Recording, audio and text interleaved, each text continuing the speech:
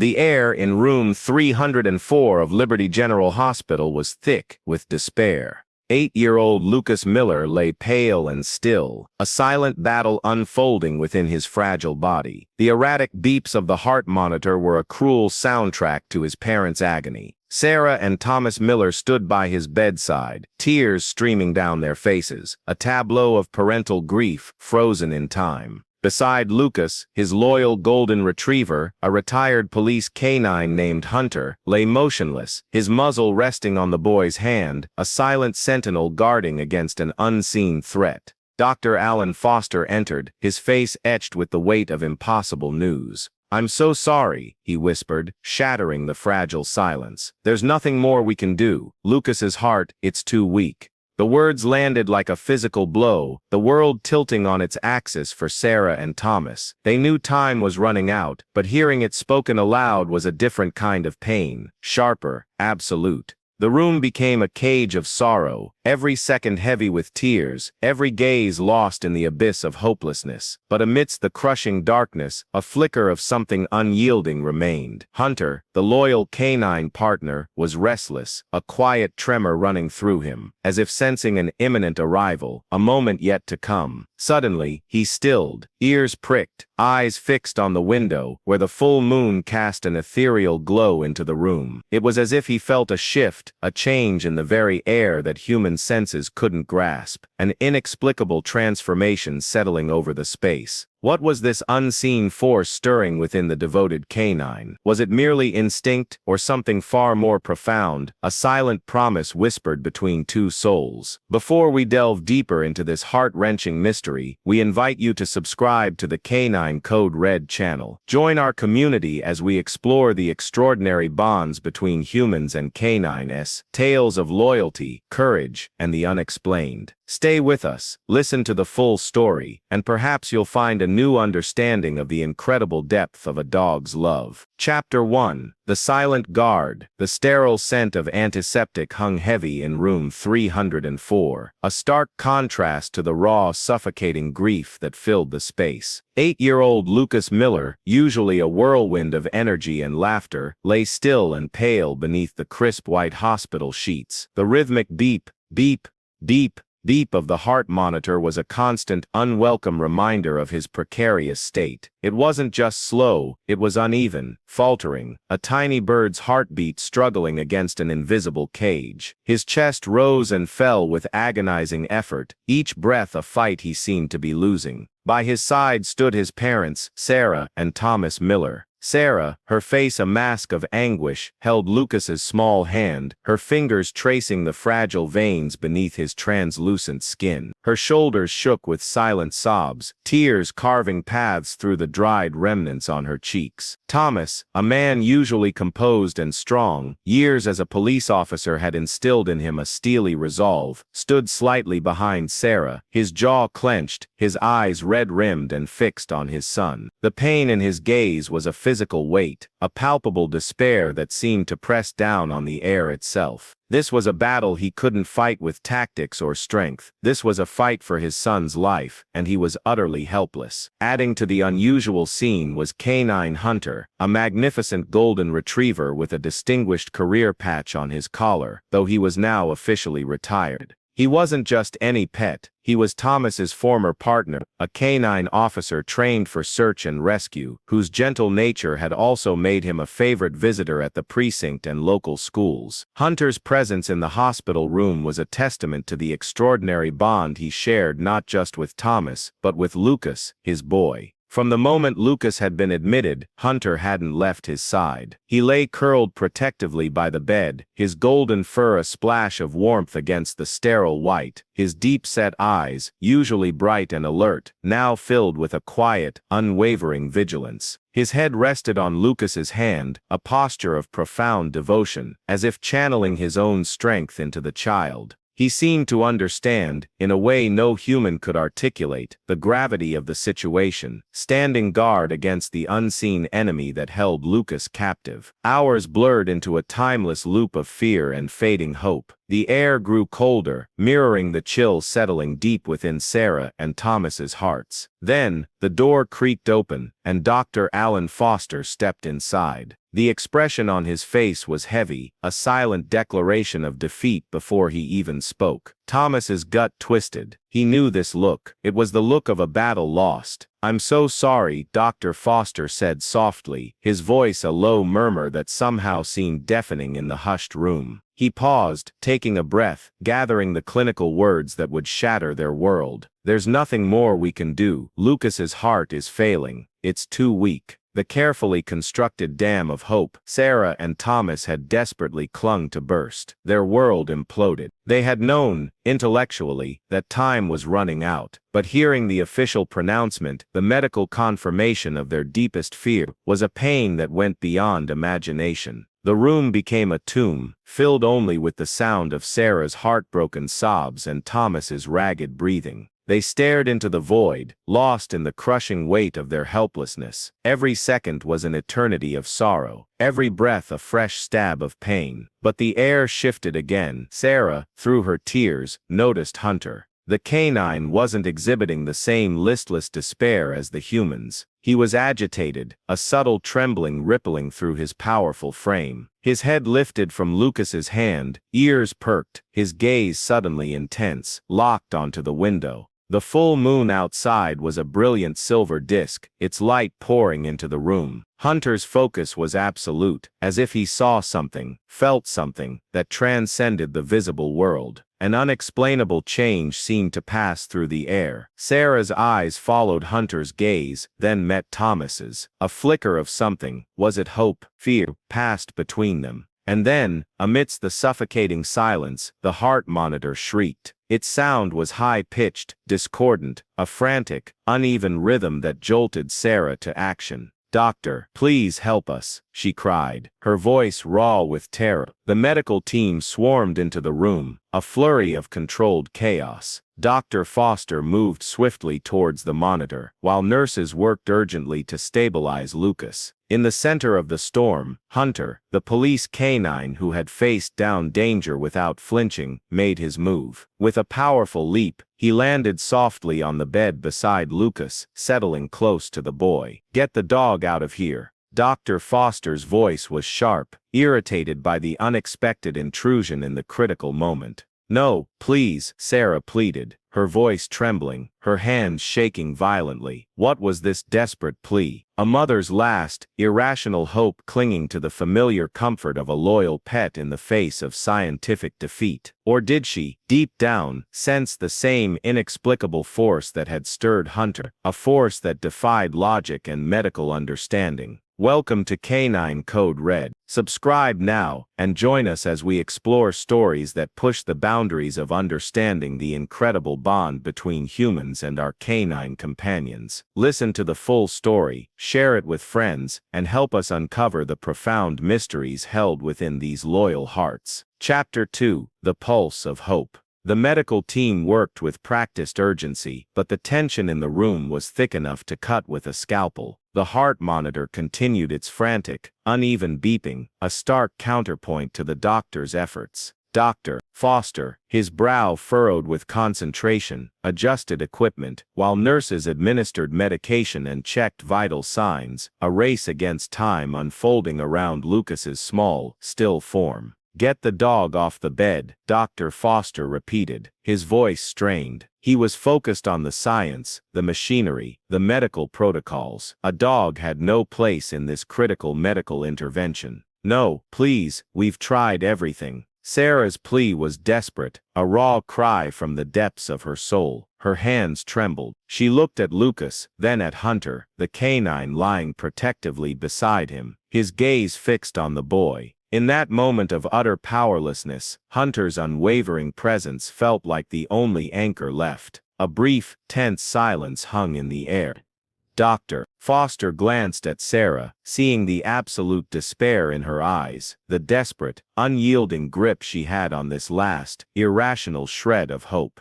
Perhaps exhaustion, perhaps a flicker of empathy, or perhaps something else entirely shifted within him. He hesitated, then relented. "All right," he conceded, his voice softer now. Hunter remained on the bed. The canine settled beside Lucas, his large body a warm weight against the boy's side. Hunter's breathing deepened, slow and measured, seemingly falling into sync with Lucas's own weak, shallow breaths. It was a silent communion, a transfer of calm in the heart of chaos. And then, something happened that defied all explanation. Slowly, gradually, the frantic, uneven beeping of the heart monitor began to change. The sharp, jarring sound softened, the rhythm becoming steadier, more regular, less strained. The medical team, moments before a whirlwind of activity, paused, their eyes fixed on the monitor, then on Lucas, then on Hunter. Disbelief bloomed on their faces. Seconds stretched into minutes, each moment a breathtaking wait. And then, for the first time in what felt like an eternity, Lucas stirred. It was a slight movement, a subtle shift of his head. His eyelids fluttered, then, slowly, hesitantly, opened. His eyes, cloudy moments before, focused on Hunter. A faint, almost imperceptible whisper escaped his lips, a sound that pierced the silence like a beam of light. "Hunter, you didn't leave me." A stunned silence fell over the room, deeper and more profound than before. Sarah's choked sobs turned into deep, racking heaves of pure relief. Thomas gripped Lucas's hand tightly, his knuckles white, the unreleased tension of hours finally giving way. Dr. Foster stood frozen, unable to process what he was witnessing. It was impossible. The science, the prognosis, the reality of the situation, it all contradicted this moment. But in Hunter's eyes there was a look of profound understanding, a quiet knowing that science couldn't explain. It was a secret shared between the boy and the K9, a mystery that remained a puzzle. How deep, how powerful was the love of a dog that it could seemingly pull a life back from the brink? The room filled with a palpable sense of relief, pushing back the crushing weight of despair. Questions lingered, swirling in the minds of the medical staff and the parents, but for the moment, they were secondary to the miracle unfolding before them. The doctors stared at the monitor, faces etched with disbelief, as if they had just witnessed the impossible. Lucas's eyes remained open, weak but steady, his breathing shallow but continuous, and by his side, Hunter remained, his presence a calming force, a bridge across the chasm of illness. Sarah carefully cupped Lucas's face in her hands, tears still streaming down her cheeks. "You're here, Lucas," she whispered, her voice trembling with emotion. "You came back to us." Dr. Foster, still looking bewildered, approached cautiously. He looked at Sarah and Thomas, a hint of uncertainty in his expression, hesitant to offer false hope.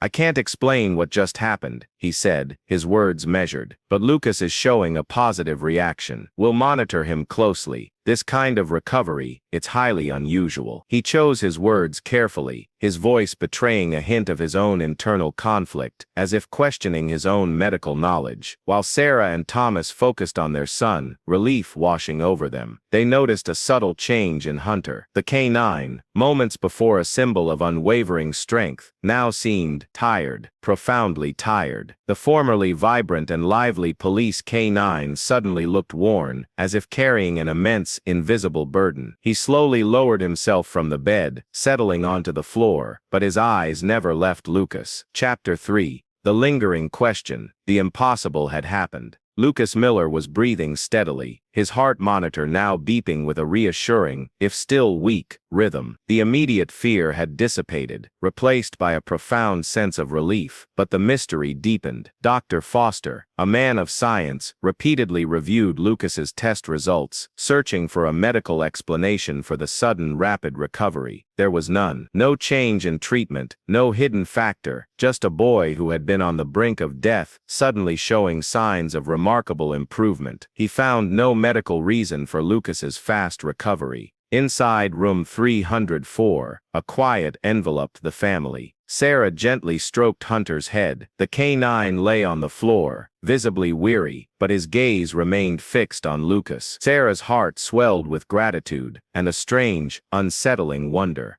"You saved Lucas, Hunter," she whispered, her voice filled with emotion. "You're our angel." As they watched the medical team continue their routine checks on Lucas, Thomas suddenly recalled something he had read, an article about animals seemingly possessing healing abilities. He turned to Sarah, his voice laced with hesitation. "Have you ever heard stories about animals healing people?" Sarah, still holding Lucas's hand, shook her head. "It's not scientific," she replied, her voice uncertain. She was a woman grounded in reality, in what she could see and touch and understand. Yet the reality of the last few hours defied all her understanding. She tightened her grip on Lucas's hand and sighed. "Thomas, I don't know what to believe anymore. But maybe Hunter did something that we can't explain." At that moment, Lucas closed his eyes. It wasn't a sign of weakness, but of deep, peaceful sleep, the kind he hadn't experienced in days. His vital signs remained stable on the monitor, easing the immediate anxiety but amplifying the lingering questions. As Sarah and Thomas stood there, watching their son finally rest, one unspoken question hung heavy between them. Was it truly Hunter's love that had caused this miracle, or was there a deeper, more mysterious force at work, using the loyal K9 as its conduit? Hours after Lucas's unexplainable recovery, an uncomfortable silence settled over the hospital. It was a silence filled with unanswered questions. Lucas's condition remained stable, miraculously so, defying medical explanation, even for the doctors. Dr.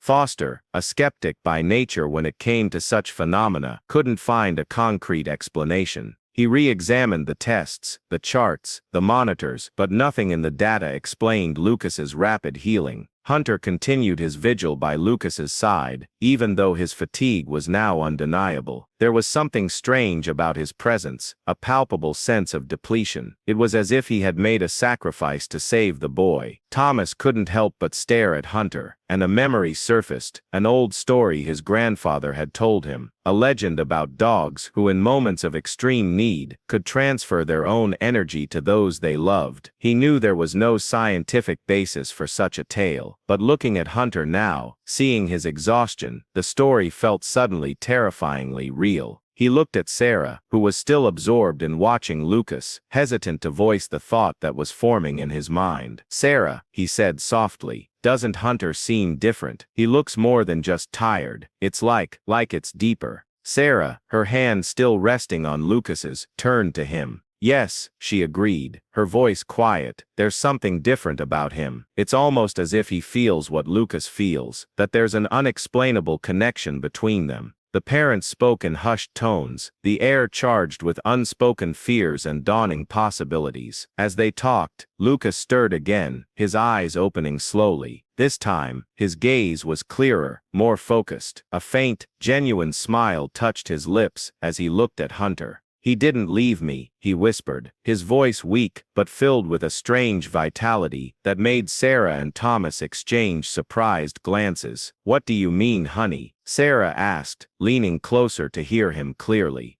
"When everything went dark, when I felt like I was alone," Lucas whispered, his eyes fixed on Hunter. "I felt Hunter. He stayed with me the whole time." A silent, intense emotion filled the room. Thomas swallowed hard, struggling to comprehend his son's words. How could Hunter have been with Lucas in that place, wherever that dark place was? He looked at the K9, who was now sleeping soundly by the bed, though a slight twitch of his ears showed he remained vigilant. Late that night, as the hospital settled into a quiet hum, Sarah sat by Lucas's bedside. Thomas had stepped out to get coffee. It was then that Lucas whispered something that made Sarah's heart momentarily stop. "Mom," he murmured, his voice barely audible. In the dark corner, a voice called to me. I thought it was like Hunter, but it wasn't just him. It was like a presence that told me to stay, that it was important not to leave. A cold shiver ran down Sarah's spine, leaving her momentarily speechless. She couldn't explain the strange sensation, terrifying, yet somehow comforting. The possibility returned to her mind. Something more existed beyond what they could see, something that might have guided Lucas back, using Hunter as a bridge. She tightened her grip on her son's hand as he drifted back into a deep sleep. One question gnawed at her. What else did Hunter know? Something they couldn't possibly understand. Chapter 4. The Depths of Connection. The next morning dawned, bringing with it an unusual quietness to the hospital wing. Lucas slept soundly, his breathing calm and even, a sight Sarah hadn't witnessed in a long time. Thomas sat beside her, his attention fixed not on his son, but on Hunter. The K9 was still in the same spot, head resting on the floor, looking as if he were gathering every last bit of strength just to remain there. Sarah noticed it too. "Thomas, have you seen? He hasn't left Lucas's side for a single moment," she said softly. "He hasn't even eaten since yesterday." Thomas nodded, but something more than Hunter's tireless vigil troubled him. He cautiously approached the K9 and gently stroked his soft fur. Hunter didn't move immediately, only slowly opening his tired eyes and letting out a deep sigh. In his eyes, Thomas saw something unexplainable, a sadness mixed with a strange understanding, as if Hunter knew something beyond human comprehension. "Maybe he understands all of this more than we do," Thomas murmured softly, almost to himself. At that moment, Lucas stirred in his bed. His eyes slowly opened, and when he saw Hunter on the floor, he reached out his hand towards the K9. Sarah quickly helped him sit up, her face etched with worry, but Lucas was resolute. "I need him, Mom," he said, his voice weak but firm. "He's why I'm still here." Sarah stopped, unable to find an immediate answer. Before they could speak further, the door opened, and Dr. Coleman entered, a clipboard in his hand. His face showed a mixture of relief and confusion. "Lucas's test results are normal," he stated, his voice holding a note of disbelief. "But I can't explain it. There's no sign that he should be recovering this quickly. I don't know how to explain this." He looked at Thomas and Sarah, hesitating for a moment, before speaking again. "Have you noticed anything unusual, anything at all that might explain his recovery?" Thomas and Sarah exchanged glances. How could they explain the unexplainable without sounding completely irrational? How could they articulate the possibility that the profound connection between a police K9 and a child might be behind this miracle?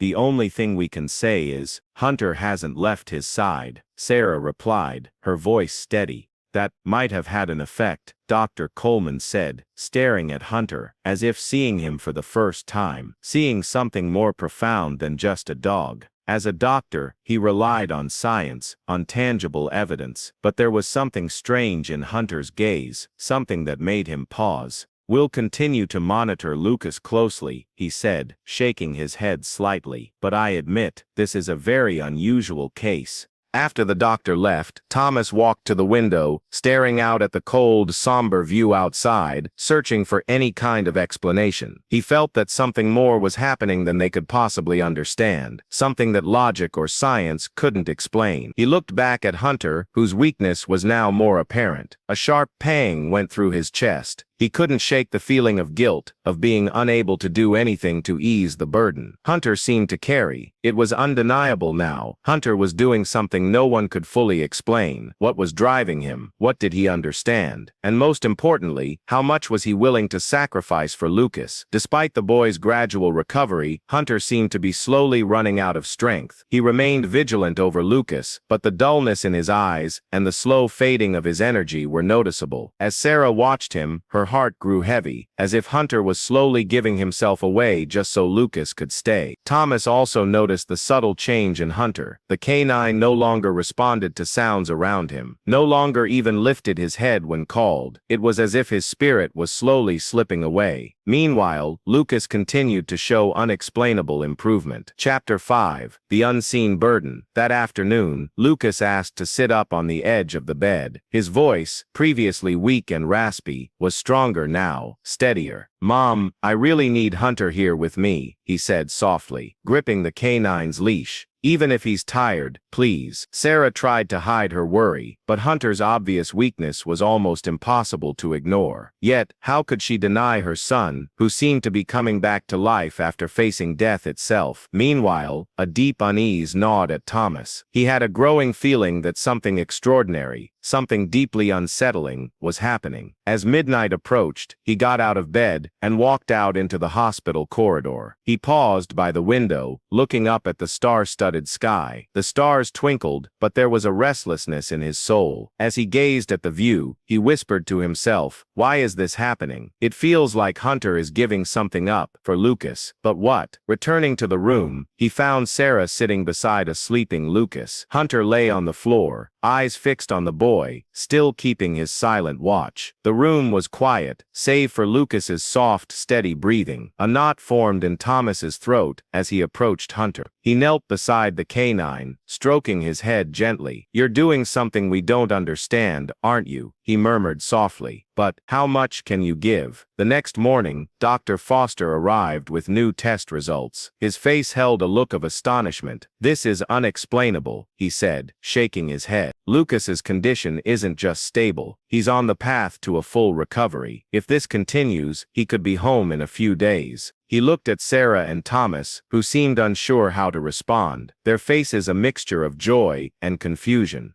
"But I need to know," Dr. Foster pressed. "Did you do anything? Any intervention we don't know about?" The weight of the situation, the impossible truth they held, was too much for Thomas. He excused himself and walked out into the corridor, unable to stop the tears that finally fell. He felt an overwhelming sense of inevitability, something outside of their control. The hospital remained quiet that night, Lucas sleeping peacefully, seemingly without a care. Hunter, however, grew weaker by the hour, lying by the bed, his eyes barely able to open. It was as if the weight of his sacrifice was slowly draining his very life force. Chapter 6. The Silent Farewell. Sarah watched Hunter, the heavy feeling in her chest intensifying. She knew, without anyone saying it, that Hunter was slowly giving himself away. Thomas stood by the window, the soft moonlight casting a silvery glow into the room. He felt a mixture of gratitude for his son's life, and a profound sadness for the loyal canine. Lucas stirred slightly, his eyes slowly opening to look at Hunter.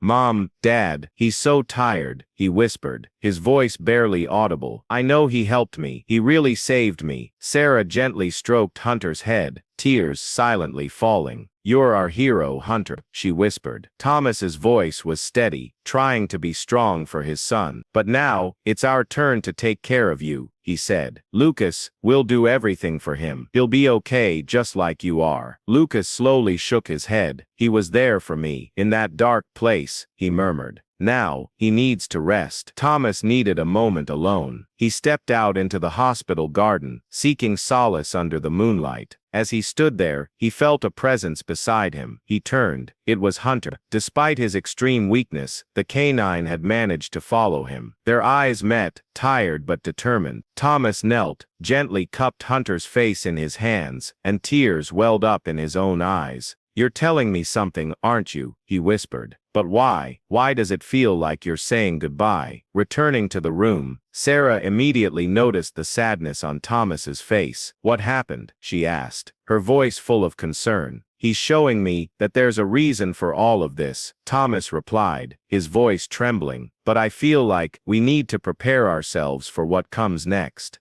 Hunter's silent sacrifice raised more questions than answers. How much more could he possibly give for Lucas? The quiet morning approached. Chapter 7. A love that lingers. The morning light filtered into room 304, but a heavy feeling permeated the air. Lucas was awake, quietly watching Hunter, his face etched with worry. The canine still lay by the bed, unmoving, each breath slow and heavy, a clear struggle. As Sarah adjusted Lucas's pillow, her gaze remained fixed on Hunter, an unexplainable weight in her heart, a fear she couldn't voice. Thomas entered the room, carefully holding 2 cups of coffee. He paused by the door, taking in the scene, Lucas gripping Hunter's leash tightly, Sarah gently stroking the canine's golden fur. A silent connection filled the room, a bond that needed no word. Thomas offered a cup to Sarah, his voice gentle with concern. "He's still not getting up." Sarah shook her head, her eyes still on Hunter. "He doesn't want to leave Lucas's side," she said. "It's like he's forcing himself to stay, even if it costs him his own strength." Lucas looked at his parents, speaking softly but with certainty. "Mom, Dad, I want us to help Hunter," he said. "He was there for me when no one else could be. Now, he needs us." Thomas's chest tightened at his son's words. He knew they were true, but the reality was difficult to accept. How could they help a creature willing to sacrifice himself for love? As he pondered this, Lucas spoke again. I feel like he needs us now, more than ever. That afternoon, Dr. Foster returned, his face a mix of relief and bewilderment. His recovery is astonishingly fast, he said, barely concealing his surprise. If this continues, he could be home in a few days. But Thomas couldn't fully embrace the good news. What about Hunter? He asked, gesturing to the dog by the bed. Dr. Foster's brow furrowed as he looked at Hunter. He looks exhausted, he observed. It could be stress. Animals often feel their owner's emotions. Beyond that, I don't see anything medically wrong. He suggested having a veterinarian examine him to be sure. After the doctor left, Thomas and Sarah decided to act. They called a local veterinarian, Dr. Emily Roberts, who came to the hospital that afternoon. Dr. Roberts, a compassionate woman, carefully examined Hunter. There are no signs of illness, she said, her voice gentle, but he is clearly exhausted, profoundly so. As she softly stroked the canine, she added, he seems emotionally drained. You said he hasn't left Lucas's side, she asked. Yes, Thomas replied, his voice heavy. Since all of this started, he hasn't left Lucas's side. It's like he's been guarding him against something. Dr. Roberts looked at Hunter with depth. Dogs have deep connections with their humans, she said, softly. Sometimes, they sacrifice themselves in ways we can't fully understand. It's as if he's carrying a burden we can't see. After Dr. Roberts left, Lucas called his parents over. His expression was serious. I want Hunter to know how important he is to me, he said, his voice full of emotion. Can you promise me he'll be okay? As night fell over the hospital, a quiet peace settled in room 304. Lucas lay back on his pillow, looking at Hunter with deep affection. The canine remained by his side, but his weakening was evident. Each breath was slow, and the light in his eyes was dimming. Sarah sat silently beside her son, holding his hand tightly. Thomas stood near the window, hands in his pockets, silently bearing the weight of their shared emotions. Mom, Hunter is so tired, Lucas whispered, his voice weak but full of feeling. He's still here next to me, but it's like he's pushing himself too hard. Sarah took a quick breath, trying to maintain her composure. She knew her son was right, but the idea of losing Hunter was too heavy to bear. He's a warrior, honey, she answered, her voice trembling slightly. He's always been your protector, and he's still looking after you now. Thomas slowly turned towards them, feeling the gravity of the moment. He walked over to the bed, knelt beside Lucas, and gently placed his hand over his son's. Lucas, Hunter has done everything he can to protect you, Thomas said gently. Maybe it's time to let him rest. He did this because he loves you, but now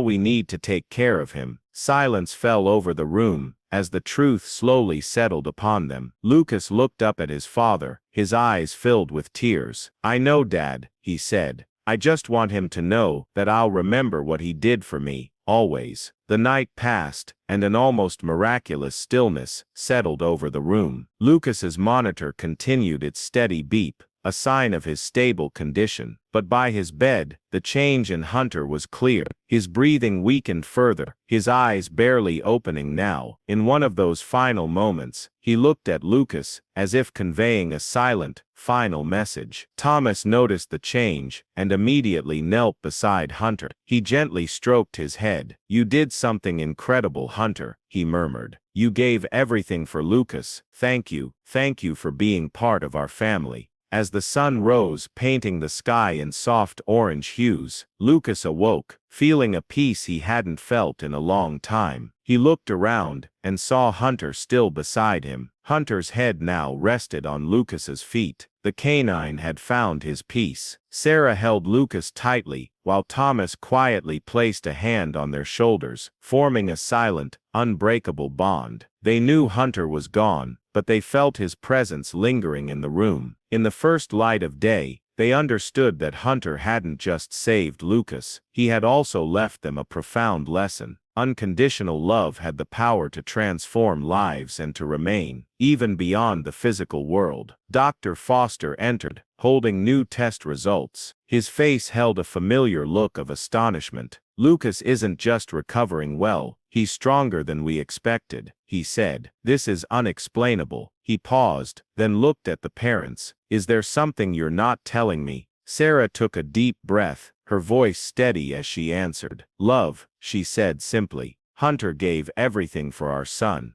The doctor nodded silently, seemingly lost for words, before leaving the room, leaving behind an unexplainable mystery. Epilogue. The legacy of a canine's love. That afternoon, Lucas asked to visit the hospital garden. With his parents' help, he slowly walked to a bench beneath a large tree. Suddenly, he stopped, pointing to an empty patch of grass. He's here, Lucas said. Thomas and Sarah looked at each other confused. Hunter? Thomas asked. A gentle smile spread across Lucas's face. Yes, he said softly. He's okay, and he'll always watch over us. Sarah and Thomas exchanged tearful, peaceful glances, feeling a presence they couldn't see, but knew was there. Back in the room, Lucas picked up his sketch pad and began to draw. Sarah watched him quietly, as a picture of Hunter slowly emerged on the paper, surrounded by a bright light, symbolizing his continued protection.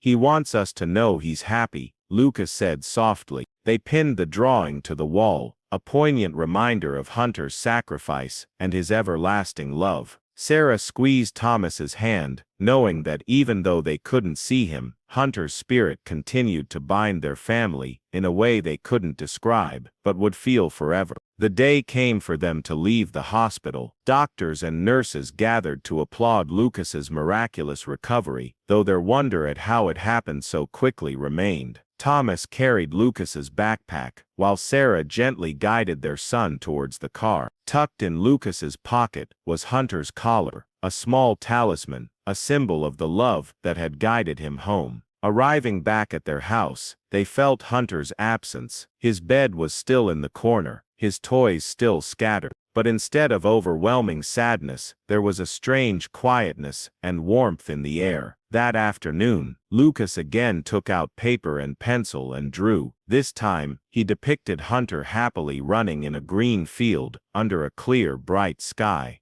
He's happy now, Lucas said softly, a peaceful smile on his face. And he wants us to be happy too. Watching Lucas, Thomas felt a deep inspiration, a legacy left by Hunter. What if we helped other animals, he suggested to his family. Just like Hunter helped us, we could do it in his honor. Sarah smiled, feeling warmth in her heart. I'm sure he'd be happy about that, she said. With this new purpose, they began visiting animal shelters, caring for neglected dogs, and helping find loving homes for them. Despite his continued recovery, Lucas poured his heart into the cause, always ready to share Hunter's story with anyone who would listen. With every act of kindness, they didn't just honor Hunter's memory, they strengthened the invisible connection they still felt with him. It was then they realized that the love Hunter had shown them hadn't disappeared, it had grown and expanded. And in this way, Hunter's spirit continued its journey, not just as a memory, but as a force of inspiration, not only for their family, but for their entire community. Was Hunter's sacrifice a scientific anomaly, a rare act of biological energy transfer hinted at in old legends, or was it something more profound, a spiritual act of devotion that defied the limits of the physical world? The science offered no answers, but the hearts that had been touched knew a truth that transcended explanation.